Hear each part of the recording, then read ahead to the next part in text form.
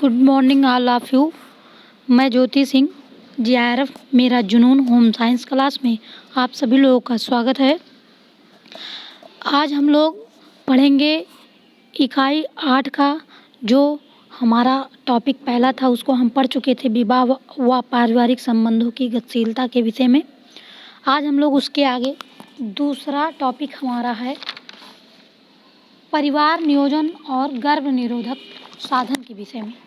तो परिवार नियोजन क्या है, यही टॉपिक हमारा है कि परिवार नियोजन क्या है और उसके साधन कौन कौन से हैं।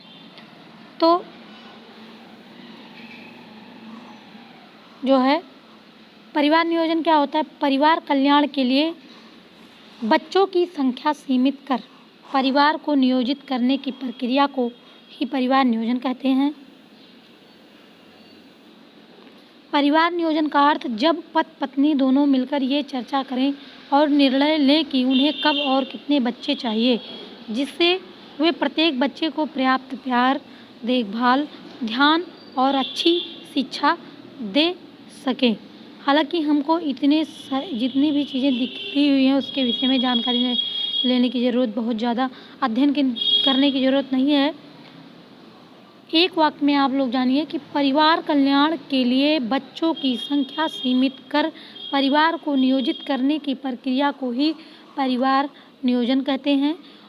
और परिवार नियोजन का उद्देश्य होता है जन्म दर कम करना। परिवार नियोजन का उद्देश्य क्या है? जन्म दर कम करना, कल्याणकारी योजनाओं को अच्छी तरह से चलाना, यही होता है परिवार नियोजन का उद्देश्य। लेकिन हम जान लेते हैं कि क्या चीज़ें हैं। परिवार को नियोजित करने का लक्ष्य गर्भ निरोधक विधियों के प्रयोग और बचपन के इलाज द्वारा प्राप्त किया जा सकता है। ये निर्णय लेना कि कब और कितने बच्चे हों पति और पत्नी दोनों की जिम्मेदारी है, ना कि केवल पति या पत्नी की। परिवार नियोजन नवविवाहित पति पत्नी के लिए भी उतना ही महत्वपूर्ण है जितना उसके लिए जिनके एक या एक से अधिक बच्चे। इससे पति पत्नी पहले बच्चे के जन्म को तब तक टाल सकते हैं जब तक वे बच्चे की पालन पोषण से जुड़ा जिम्मेदारियों को निभाने के लिए तैयार न हो जाएं। गर्भ निरोधक योजना बनाते समय इन 5 स्थितियों से बचा जाता है। कौन कौन सी है? तो जब महिला की उम्र कम से कम 20 वर्ष की हो। उसके बाद दूसरा है हमारा जब महिला की उम्र 35 वर्ष से अधिक हो।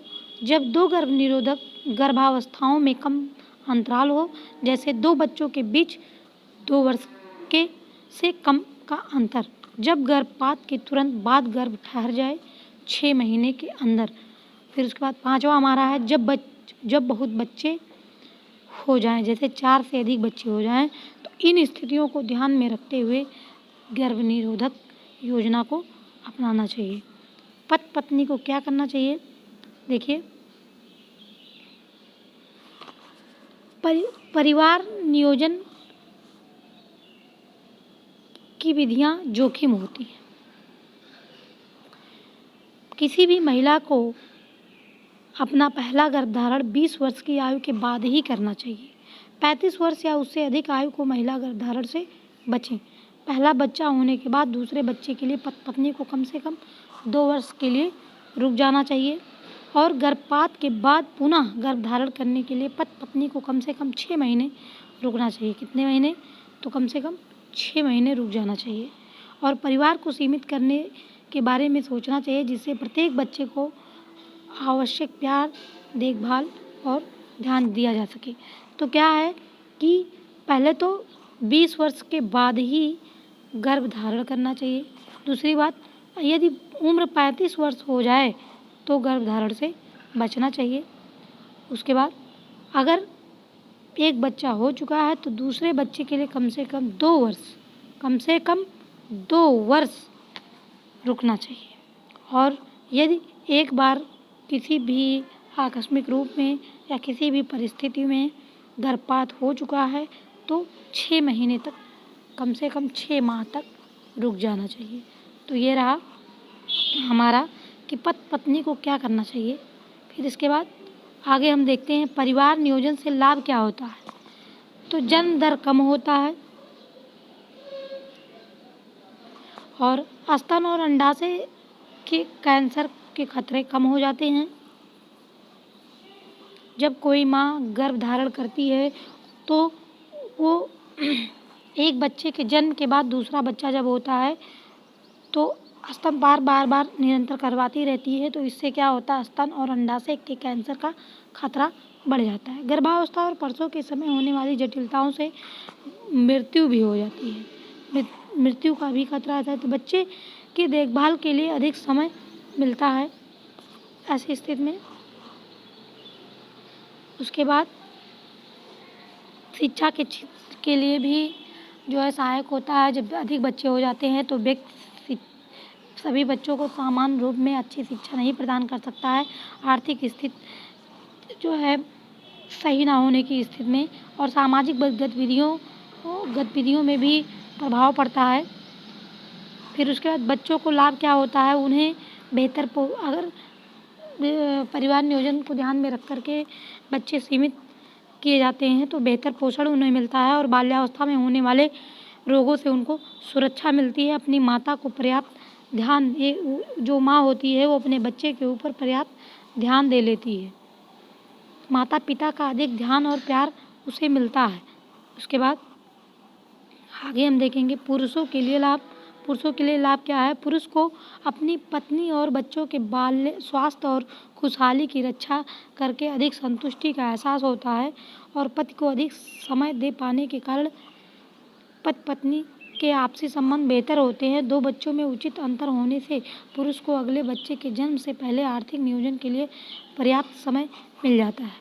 परिवार को लाभ क्या होता है, सभी सदस्यों की आवश्यकताएं पूरी हो जाती हैं और सभी को भोजन, कपड़ा, घर और शिक्षा उचित रूप में उपलब्ध हो जाता है। यदि बच्चे अधिक हो जाएंगे तो कई प्रकार की समस्याएं हो जाएंगी और किसी बच्चे को कपड़ा मिला है तो किसी बच्चे को भोजन नहीं मिला, तो किसी बच्चे को शिक्षा मिल रहा है, कोई बच्चा शिक्षा नहीं ग्रहण कर रहा है। आजकल हमारे समाज में, हमारे भारत देश में ही जो है ऐसी स्थितियाँ थी कि लड़के ही सिर्फ शिक्षा ग्रहण करते थे, लड़कियां नहीं करती थी।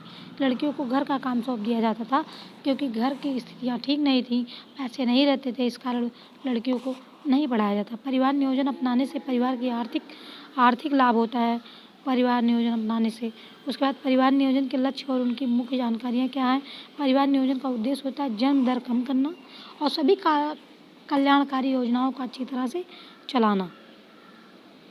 परिवार नियोजन के लक्ष्य और गर्भ निरोधक विधियाँ क्या हैं, तो देखिए परिवार नियोजन की विधियाँ दो तरीके की होती हैं, एक अस्थायी विधि और एक अस्थायी विधि होता है।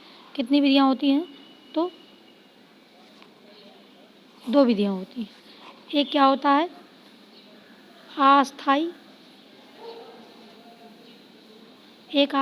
विधि और एक अस्थायी विधि। क्या होता है, एक अस्थायी विधि होता है। तो जो अस्थायी विधि होता है उसे कहते हैं आवर्ती विधि अथवा आवर्ती संयम विधि कहते हैं। जो अस्थायी विधियाँ होती हैं उसे आवर्ती विधि और जो है आवर्ती संयम विधि कहते हैं।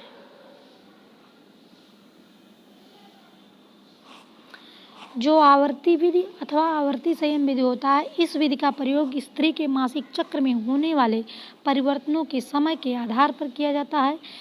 इस विधि में अंडों उत्सर्ज के संभावित दिन में 3 दिन पहले और 3 दिन बाद तक संभोग नहीं करना चाहिए। मासिक चक्र के 10वें व 17वें दिन के बीच के समय में संभोग नहीं करते हैं। इस काल को असुरक्षित काल कहा जाता है। तो आवर्ती विधि को और किस नाम से जानते हैं, असुरक्षित काल के नाम से जानते हैं। फिर अगला हमारा इसी में आता है लूप अथवा कापर्टी विधि। लूप अथवा कापर्टी विधि होता है, देखिए जैसा कि यह है लूप अथवा कापर्टी विधि। इसमें क्या होता है, महिलाओं को परिवार कल्याण केंद्र पर जाकर अपने जनन पथ में लूप का कापर्टी लगवा लेनी चाहिए। इससे भी गर्भधारण नहीं होता है। ये क्या होता है, एक प्रकार का जो है प्लास्टिक नुमा चीज़ें होती हैं जो महिलाएं अपने गर्भ में उसको लगवा देती हैं जनन पथ पर। फिर उसके बाद अगला क्या है, निरोध है। निरोध यानी निरोध को क्या कहते हैं, कंडोम कहते हैं, कंडोम है। तो ये क्या होता है, लैंगिक संपर्क के समय पुरुष को निरोध का प्रयोग करना चाहिए और कंडोम पॉलीयूरेथेन का बना हुआ होता है। तो ये क्वेश्चन हमारा एग्जाम में पूछा गया है कि कंडोम किस चीज़ का बना हुआ होता है, तो पॉलीयूरेथेन का बना हुआ होता है। इसके बाद हमारा है गर्भ निरोधक औषधियाँ, गर्भ निरोधक गोलियाँ हैं। गर्भ निरोधक गोलियाँ, स्त्रियों के लिए अनेक गर्भ निरोधक गोलियाँ मालाडी, सहेली आदि बाजार में उपलब्ध है। इन गोलियों में एस्ट्रोजन तथा प्रोजेस्टेरॉन हार्मोन पाया जाता है। यानी जो गर्भ निरोधक गोलियाँ हैं, ये मालाडी क्या है, मालाडी है, और क्या है हमारा जो है सहेली है। सहेली ये सबसे पहले लखनऊ से शुरू हुआ था, लखनऊ से शुरू हुआ था। इसमें क्या पाया जाता है, 2 प्रकार के हार्मोन्स पाए जाते हैं। कितने प्रकार के, 2 प्रकार के हार्मोन्स पाए जाते हैं। कौन कौन से, एस्ट्रोजन,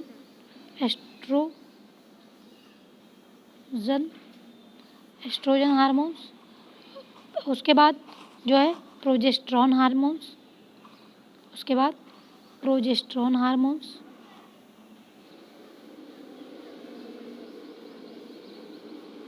प्रोजेस्टेरॉन हार्मोन्स पाया जाता है किस चीज़ में, जो गर्भ निरोधक गोलियां होती हैं उसमें पाया जाता है प्रोजेस्टेरॉन, एजेस्ट्रोन नाम का हार्मोन्स। इनमें से किसी एक को खाने से, जैसे चाहे मालाडी खाएं या सहेली खाएं या डिपो प्रोवेरा खाएं, तो इनमें से किसी एक को खाने से गर्भ नहीं होता है। जो मालाडी है, मालाडी का प्रयोग इसका प्रयोग होता है प्रथम दिन से 21 दिन, यानी ये पहले दिन से 21 दिन तक, 21 दिन इसका सेवन किया जाता है। और जो सहेली होता है, सहेली का प्रयोग सप्ताह में 1 बार किया जाता है। सहेली का प्रयोग सप्ताह में 1 बार।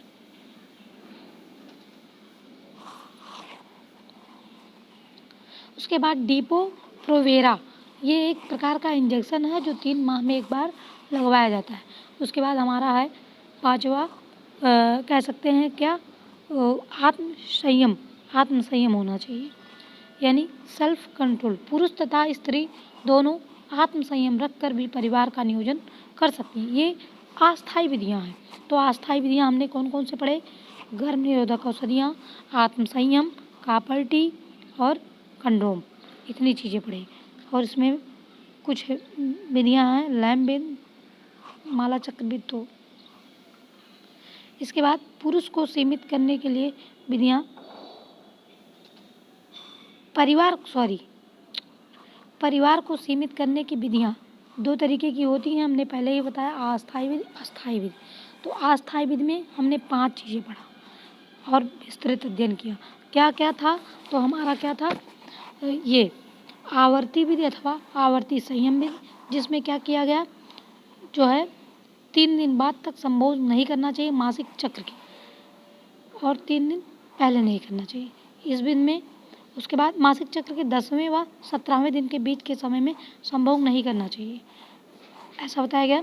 फिर लूप अथवा कापल्टी, इसमें क्या किया जाता है, महिलाएं अपने जननपथ पर इसको डॉक्टर से संपर्क करके लगवा लेती हैं। निरोध क्या होता है, ये पुरुष लैंगिक संपर्क के पहले अपने जननपथ पर लगाता है, जनन अंग पर लगाता है। इसमें ये जो है पॉलीयूरेथेन का बना हुआ होता है। उसके बाद गर्भ निरोधक विधियों औषधियों में हमने पढ़ा कि मालाडी का प्रयोग मासिक के प्रथम दिन से 21 दिन तक, और सहेली का प्रयोग सप्ताह में 1 बार, और डिपो प्रोवेरा का प्रयोग इंजेक्शन के 3 माह के पश्चात। आत्मसंयम विधि, पुरुष तथा स्त्री दोनों आत्मसंयम रख करके भी परिवार का नियोजन करते हैं, उस समय संभोग ना करें जो निर्धारित समय बताया गया है पूर्व में। फिर उसके बाद हमारा है अस्थायी विधि। अस्थायी विधियों में 2 तरीके का आता है, एक नसबंदी और एक नलबंदी। तो जो महिला होती है उसको, महिला में जो नसबंदी की जाती है उसको कहते हैं नलबंदी, और पुरुष में नसबंदी कहते हैं।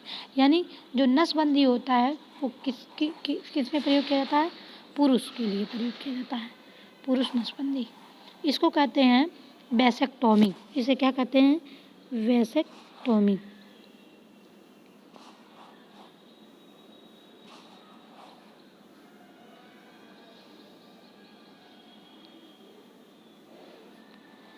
क्या कहते हैं इसको? वैसेक्टोमी कहते हैं पुरुष नसबंदी को। क्या कहते हैं पुरुष नसबंदी को? वैसेक्टोमी कहते हैं। इसमें पुरुष की शुक्रवाहिनी को काटकर बांध दिया जाता है, जिससे शुक्राणु बाहर नहीं आ पाते हैं, अंडे के साथ निषेचन नहीं हो पाता है। तो ये हो जाता है पुरुष नसबंदी। उसके बाद महिला नसबंदी को कहते हैं ट्यूबेक्टोमी, यानी इसको कहते हैं नलबंदी। नसबंदी नहीं, इसको कहते हैं नलबंदी। जो महिला नसबंदी होता है इसे कहते हैं नलबंदी। इसे क्या कहते हैं? नलबंदी। इसको कहते हैं नलबंदी। और वो था वैसेक्टोमी, और इसको कहते हैं ट्यूबेक्टोमी। TUBE, ट्यूबेक, TOMY, क्या कहते हैं? ट्यूबेक्टोमी। जो महिला नलबंदी होता है उसमें महिलाओं की अंडवाहिनी को काटकर बांध दिया जाता है, जिससे अंडाणु गर्भाशय में नहीं पहुंच पाता है। फैलोपियन नलिका को काटकर बांध दिया जाता है, और डिम्ब वाहिनी को फैलोपियन नलिका कहते हैं। फैलोपियन नलिका किसे कहते हैं? तो डिम्ब वाहिनी को फैलोपियन नलिका कहा जाता है। तो ये था हमारा इकाई 8 का दूसरा टॉपिक, जो कि नेट JRF का सिलेबस है। इसके बाद हम लोग टॉपिक तीसरा पढ़ेंगे, इकाई 8 का ही, वैवाहिक असामंजस्य और संघर्ष की स्थितियाँ। धन्यवाद।